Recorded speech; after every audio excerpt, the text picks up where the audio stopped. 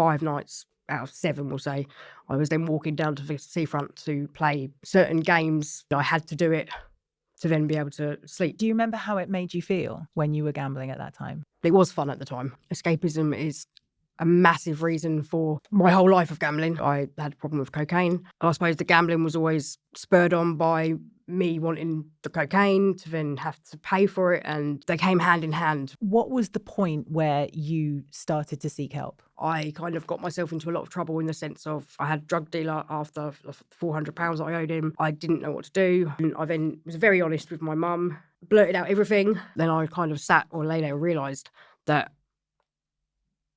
it's not everybody else, it's me, because I'm not happy with me.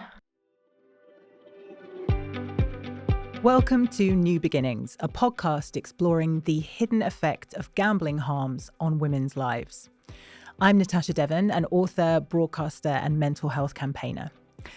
Together, we'll hear from those directly affected by gambling harms. We'll shed some light on the challenges faced in recovery, but most importantly, we will share stories of hope. This podcast is part of the National Gambling Support Network. To find out more, visit betnomoreuk.org or contact the free National Gambling Helpline on 0808 8020 133 for 24/7 support. In today's episode, we're going to be discussing the impact of childhood experiences on gambling behaviours and how we manage relapses on the road to recovery. As always, I'm joined by Lisa Walker, New Beginnings lead facilitator and expert by experience. Hi, Lisa. Hi, Natasha. Let's begin this journey of recovery and hope together. This week, we'll answer the question, how does early exposure to gambling affect children? Joining me today is Caroline from Colchester. Caroline's story is one of early exposure to gambling, battles with addiction, and a hard-won journey to sobriety. She's been sober for 18 months and is here to share her insights, vulnerabilities, and triumphs. Caroline, welcome to New Beginnings. Hiya. Hello. You all right? Thank you for having me. Thank you for being here. So let's start by getting to know you a little bit. Could you tell us a little bit about your childhood and what life was like for you growing up? Childhood, a lot of people say, the addictions come through bad things in childhood, being brought up differently, family relationships. However, I was brought up in a very good family with, I went to Catholic schools, church every Sunday till I was 16. My parents brought me and my brother and sister up, properly in the sense of... Good values? Yes. Do you think? No, very, always have, always will. Respect, manners, not where addiction takes you. Yeah. I think people can sometimes make assumptions, can't they, about, when they think of somebody who's struggling with addiction, what their background would have been like. So I think it's really important that you have, made that distinction. In terms of your early exposure to gambling, though, when was the first time that you can remember being involved in or seeing gambling? Very early on, in the sense of going visiting the arcades, at Clacton with grandparents, parents, with the 2p machines. It started. Family members sometimes played the fruit machines in the pub if we'd go out for dinner, and I was taken in by the lights, and I do remember being held. So obviously it must have been a very young age, being held and pressing the buttons on the machine. So you said about the lights, was there something quite magical about it for you, do you think? I think, as a young child, it is the flashing lights, and it looks nice, like Christmas. And it kind of draws you in. But getting older and playing fruit machines then myself, people pressing buttons wasn't a good idea. Yeah, of course. So talk us through that. You're getting older, your relationship with gambling is changing. Is there any particular moment that stands out to you? I lived in Clacton for, a short while with a previous partner. And I didn't obviously enjoy the arcades when she was at work. I found myself going there more often than not. And she'd say she'd fall asleep well, she'd be asleep, and I knew the arcades were open till 10 or 11, and I was like 5 nights out of 7, we'll say, I was then walking down to the seafront to play, well, certain games, which isn't normal behaviour, but it became kind of like a routine. I had to do it to then be able to sleep. And was it just that it was something almost like a pre-bed routine, or were there other things that took you to the seafront every night? No, I literally went to, I didn't go to the seafront for any other reason other than to go into that arcade. Okay. Maybe at the time I'd blame it on going for a walk and getting some fresh air to then fall asleep, because I was kind of hiding why I was, she wasn't aware. But yeah, I think, I must have been 16 or 17. And do you remember how it made you feel when you were gambling at that time? Kind of happy in a sense of I enjoyed playing particular games, but yeah, to the point of it would either be closed or I'd run out of money and then have no money for the next day that I was up in Clacton. Yeah, it wasn't like a buzz. It was just enjoyment of, it was fun at the time. Do you think there might have been an element of escapism? Like when you were doing it, that's what you were doing. You weren't thinking about anything else? Yes, I would agree to that. Escapism is a massive reason for my whole life of gambling and other things. But yeah, to escape arguments. If we've had an argument, she's gone to sleep, and then I'm not able to process things, which then takes me down to the arcade and not feeling anything or thinking of anything whilst playing machines. One of the things that you shared when you were talking about your story is living above a pub with your partner. Do you think that environment impacted your gambling habits at all? Yeah. Well, up until the age of, I don't know, early 20s, I'd always, like when I used to go out, clubbing and pubbing, I'd always be on the fruit machines, but I'd be able to walk away. Unfortunately, the time that we moved above the pub, the online gambling had started due to me breaking, I broke my ankle. I was very reliant on people. I hated the vulnerable feeling. That was my escapism daily. So yeah, admittedly, moving above a pub wasn't probably the best idea. As it did gradually get worse in the sense of I'd be downstairs in the pub with everybody else, occasionally playing the machine, but then come the end of the night, I've been watching how much people have put in, and even like 11, 12 at night, I'd, once the pub's closed, I'd then disappear downstairs to go and play the fruit machine. It makes me think of, I have a friend who used to have a McDonald's every day, and she said she got triggered by seeing the golden M, and they're everywhere.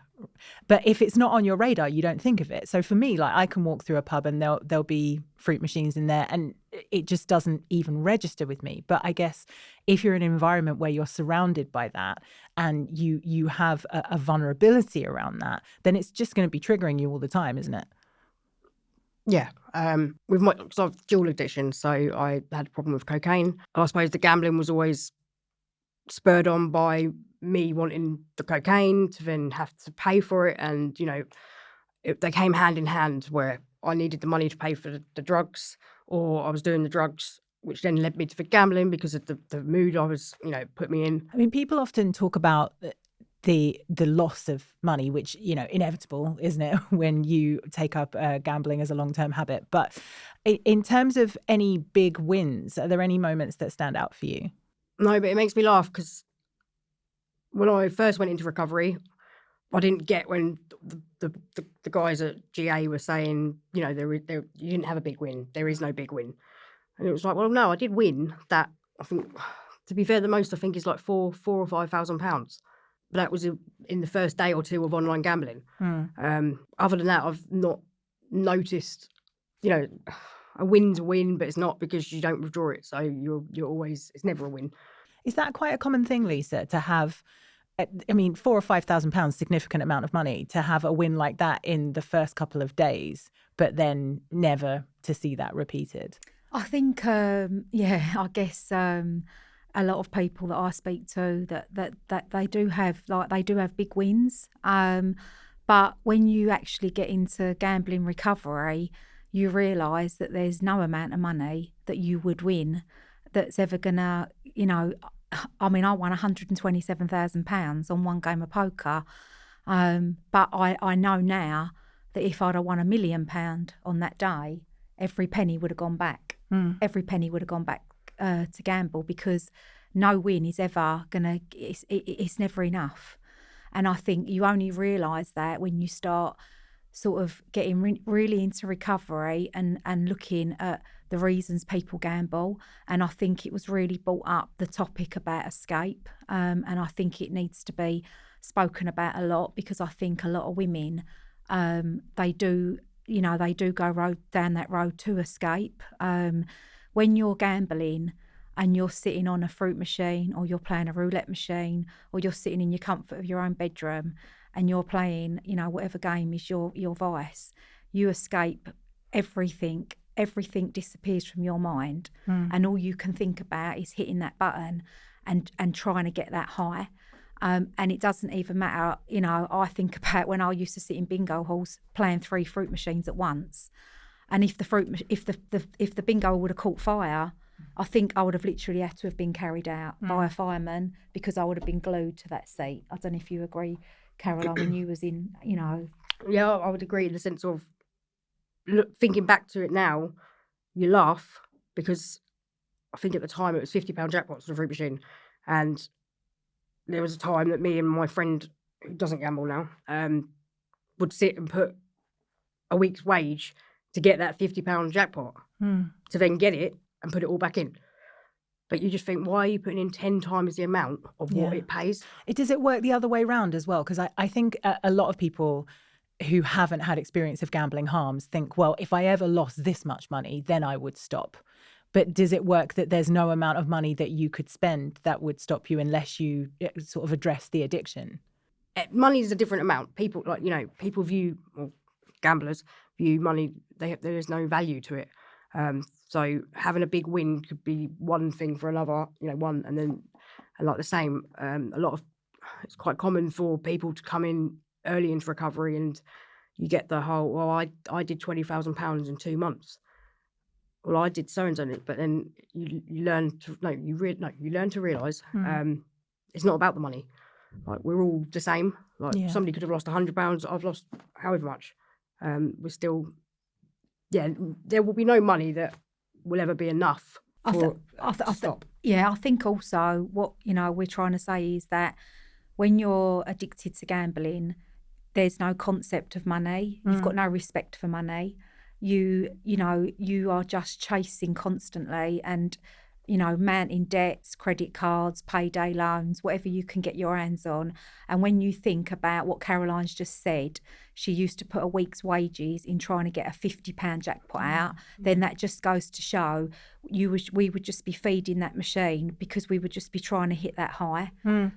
So no amount of money is ever, because it would just all go back, I think, that's such a good illustration of what you're talking about. And I think that will surprise a lot of people who don't have knowledge of this.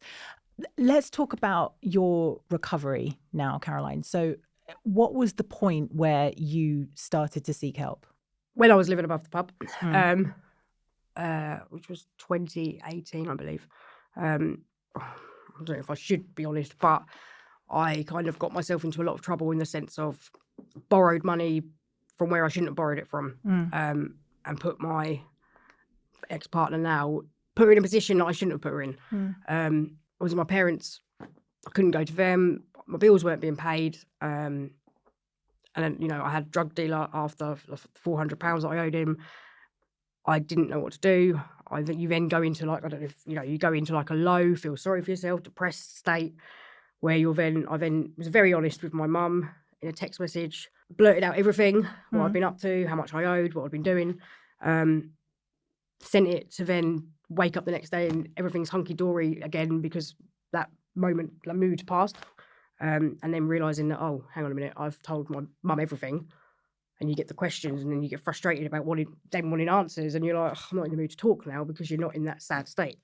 But no, my ex-partner at the time, I was going to say, I applied for the Gordon Moody retreat, counselling retreat service. But admittedly, because of mum and dad and Claire at the time, it wasn't really for me. I was just doing it to keep them happy and, try and make an effort. And so did you tackle, because you talked about your cocaine addiction and your gambling addiction kind of coexisting. Sounds like you tackled the gambling addiction first, or did you try to do them both at the same time? No, the gambling came first. And again, I did the treatment, and then continued with my life. But then continued, I was gambling the day I left, the weekend. It was because it wasn't there. I wasn't with it. I wasn't in it to stop. Because I suppose I felt I needed to gamble because I needed the drugs. So what changed? I've always been I'll be honest, I've always been in a relationship. Never had time on my own, ever. And I started to have a bit of time on my own to then think, but then got into another relationship, and I suppose I was made into a shell of myself, in the sense of the drug use got more, the gambling was more, the lies. It's when the deceit, like the main, I was a different person. But realising it's because I wasn't happy. And I've always said to ex-partners, they're crazy, they're psychos. It took me a long time for me to be broken up with. I had COVID. I had to sleep in the car for 2 days because my dad was a vulnerable, it was horrendous. It all happened the same day. But I suppose that was the day that I just thought, I can't live like this. I'm sleeping in a car at the back of a car park near my parents.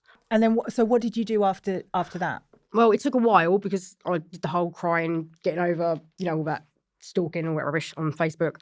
But I remember being in my room and just, I was inconsolable because, heartbroken and whatnot. But then I kind of sat or lay there and realised that it's not everybody else, it's me, because I'm not happy with me. I'm not happy with myself. So I've always been searching out something that I haven't got myself. But then continued for a little bit. And I think as the debts carried on racking up, the lying became more, obviously with drug use, because I was trying to escape the feeling of it's all me. Before I then realised, Gordon Moody started their women's residential. So I applied for that. And what resources did you have access to there? I knew that it was in the pipeline, that they were just waiting for that. But it was I remember I was sitting with my back against my bedroom door because I was worried about my parents finding out about debt. But I was crying. It was early hours, and I was on my phone, Googled it. Other than Google and GA, unless you know what you're looking for, there's nothing. So my resource was Google, and it just happened to be coincidental that they'd started their women's residential. And I'm assuming that this time it was helpful, whereas the time before it hadn't been as much. I'm kind of a third time lucky girl. Okay. Yeah. So what was different about the third time? Because the second time I went, I did the residential, but I hadn't addressed the drug use. I wasn't honest. There was another girl I was with that had come through on the Ad Ferry pathway. So she went somewhere else prior to Gordon Moody. The whole 6 weeks I was like, I should have been honest, because if I'd have been honest about my drug taking, then I would have got the extra help. But it did work for a couple of months, up until Christmas. And then it all just went, and I came out and went straight back into the same environment. I was working the same hours. I was doing the same thing every day. Lisa, talk to us about relapses. Are they a really common thing? Oh God, yeah. Yeah, they're really common. I mean, 16 years I had a gambling addiction, and I think probably every other day I would say, I swear to God, I'm not going to gamble again. And I would gamble. And I guess for people now that, come into New Beginnings or in Gordon Moody or in GA, whatever recovery you're in, like lapses and relapses are what make, we're human and everybody makes mistakes. I think what we need to do is really look at why people relapse or lapse. I like to call it a lapse. Yeah. I do. So I think lapse is a much better word. I think that, there's so much pressure on people's lives now. No matter what we do, there's pressure constantly. And I guess that there's so much more out there for people that are experiencing gambling harms. There's a lot of tools. There's a lot of tools that people don't know about. There's a lot of, people don't know about Gordon Moody. They don't know about all these other wonderful services that are out there. And what I do, if people come to me and they say, Lisa, we've lapsed, we've ended up betting at the weekend, and I go, right, what led you up to that lapse? Let's work out what happened during the day. And they might have had an argument with their partner, or they might have left an avenue open on their phone to gamble. They might have not got ban or game stop on their phone, or they may have got access to their partner's phone or their son's phone. There's always something that might lead up to it. So we sit down and we look at, right, let's work out. And then the next time we just try to work through, right, let's make sure that every avenue we've blocked off so that you can't phone people up. Get on the phone if you're thinking, I want to have a bet. Phone somebody up that's going to talk you through it and say, right, if you have a bet, we know what's going to happen. You're going to go back to square one. So let's talk about the feelings, the urges. And then, and we just get back on and we just start again. Yeah. Because we're human and everybody makes mistakes. What about what Caroline was saying there about going back into exactly the same environment again? And it's not always possible, obviously, but can people sort of try and make sure that when they leave rehab, they're going back into something that feels different? Yeah, I think obviously Gordon Moody do a lot of work, one-to-one work, coaching. And I guess if you're going back to that environment, you've got to make sure that you're not going to put yourself directly in that, if there's, I don't know, perhaps a circle of friends that you're mixing with perhaps might need to change.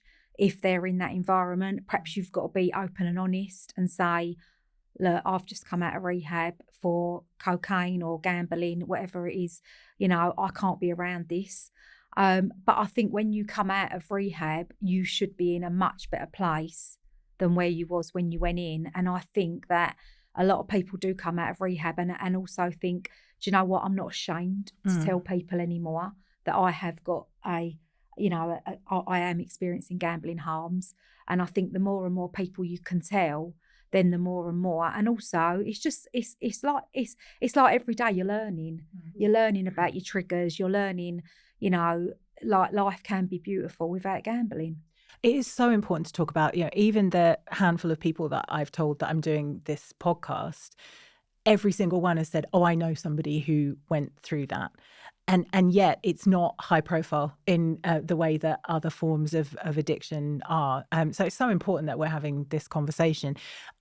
I wonder, Caroline, when you look back, do you think that early exposure to gambling, you described being held up to press the buttons, do you think that shaped your relationship with gambling moving forward? I'm going to say no, in the sense of, I don't know if it's the right word. Was it sporadic? Like it was, that was. But even in school, like you said, learning things every day. Football stickers. I used to collect football stickers, but it was only recently that somebody mentioned it. I was like, because I would make my parents take me to Ipswich to swap shops, and I would, I was adamant. Had this obsession. I was going to complete that album. Yeah. So actually, I think it's the obsession routine. I'm not sure. I'd say obsession. Getting obsessed, but mainly escaping how I truly feel is probably from obviously a young-ish age of relationships, not feeling happy. I've always just escaped with the drugs or the drinking. I mean, that was a long time ago. Or the gambling. Lisa, do you find, so Caroline was saying there that somebody else had to point out to her about the football stickers. Do you find yourself having that conversation often with people where they haven't necessarily made the connection, but from an outside perspective, you can go, well, there's a pattern here? Yeah, oh yeah, there's definitely like a build up and certain patterns that you can see with certain people that come in that they used to like Caroline said, she had that obsession with the football stickers. And then I know you say that when you got held up, when you was a child touching that fruit machine, although you haven't directly, you don't think, but it was ingrained at you from an early age that perhaps pressing that button. So was that ingrained, from like going into adulthood, that you had? Because when you spoke about that you used to go every day, 5 times a week, you used to walk down the seafront to Clacton to go on certain times of night, out for a walk, then you'd end up in the arcades. But it's almost like it became a routine. Yeah. It became habit. And it's that habit formation. It's that we form that habit, and then all of a sudden we're doing it, like you said, 5 times a week. And if you hadn't have done that, then you would have probably got like angry because you're not doing that. It's like that habit, isn't it? You need to do it. You had to do it every day to get that high that you was craving. Yeah. And I guess a lot of people that come in, to New Beginnings or any, wherever you sit, sometimes people sit there in GA and they go, oh my God, I've just remembered that my dad used to do this, or I used to do that. And they can sort of make that connection that something happened. Like, for instance, people, which I didn't even know people did, but someone said to me the other day that they all used to sit round a Christmas table, and in their Christmas cards used to be a scratch card. Yeah. And that was their Christmas present. So they'd all go around scratching off their scratch cards, and then they'd say, I'm addicted to scratch cards. And then was it because they used to get scratch cards every Christmas? And then all sitting, and you can imagine if somebody won while you're all sitting around the table, a huge win. And that would like really trigger me if I was sitting around a Christmas table. I was just thinking, laughing, because so up until recovering, actually last year it still happened, scratch cards at Christmas on the placemat. And, but last year I was like, right, I'm going to walk out the room. Or maybe no, it's 2 years ago. My dad, if anything, it was more frustration. I'm laughing now probably did trigger me to then, because Christmas time is when my relapse started. But getting frustrated at the fact that everybody had done their scratch cards and my dad was still scratching this scratch card, and he was like, oh yeah, I didn't win. And I was like, Dad, you haven't even scratched it all off. But it was that, I gave it to my brother to then, but it's that whole, routine. What do you do now if you find yourself feeling some of the feelings that might have triggered you to gamble before? What kind of alternative coping strategies do you have? First time around, I turned to colouring books, but then it was the boredom of, I had to get into a habit and a routine of doing my colouring books. But third time lucky round is I speak to people, I speak to my mum, I'll go out on a bike ride. I've kind of thrown myself into recovery this time. Chatting to Lisa, Bet No More, New Beginnings, Epic. It's just literally surrounding yourself with people that, one, want you to succeed, and two, that are going. You make a lot of friends in recovery, and they turn out to be friends that you feel like you've known your whole life. I love that, the idea of you've got a support network now that the best want the best for you. Yeah, the best support network I could have. Because don't not like me, people, as in friends if they watch this, but a support network that know what you're going through, whereas non-addicts, they don't get it. And I think as well, an important word to use is that we're all non-judgmental. Yeah, that whole, it doesn't matter if you lapse. It doesn't matter what you do. We're all here because we learn, and this is how we learn. And the more support network you've got around you, the more tools you've got in your bag, the more that you're going to succeed at your recovery. Yeah. And everybody does want the best for you. And it took me 3 times, like you. So third time lucky to actually get it, I still just say one day at a time, and it's just a day at a time for me. But having what you've got, all these wonderful organisations and networks that actually understand, have got empathy and want you to succeed. And if you do feel like you're having a wobble, that you can pick up that phone and go, do you know what? I need some help. And that's what it's all about. Fantastic. Well, thank you so much for that. That's all for this episode of New Beginnings. Thank you, Caroline, for joining us today and sharing your story. Thank you also to Lisa Walker. Thank you, Natasha. Caroline's story reminds us of the importance of understanding the roots of gambling harm and the strength it takes to rebuild trust and embrace recovery. If you've been affected by any of the topics covered in this episode, please contact the National Gambling Helpline on 0808 8020 133 for 24/7 support, or visit betnomoreuk.org. If you've enjoyed today's episode, please feel free to like, comment, and share. You can find the New Beginnings podcast wherever you listen to your podcasts, and watch all of our episodes by subscribing to our YouTube channel, Bet No More UK. I'm Natasha Devon. Thank you for coming along on this exploration with me as we uncover the complexities of gambling and its far-reaching effects. See you next time.